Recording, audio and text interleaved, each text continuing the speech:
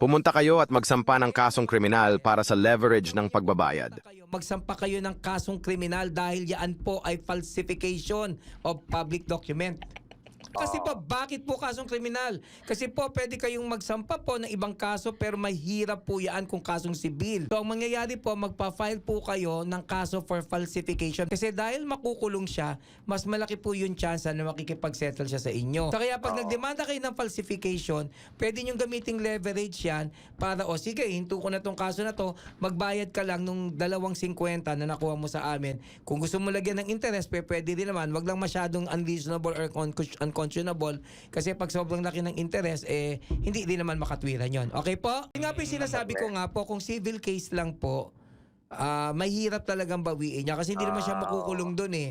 Ngayon, hindi naman kayo pinagbabawalan na mag-file pa rin ng criminal case dahil iba naman yung criminal sa civil. Yung criminal, ang kaso niya ay falsification. So, ibig sabihin, makukulong siya dahil sa falsification.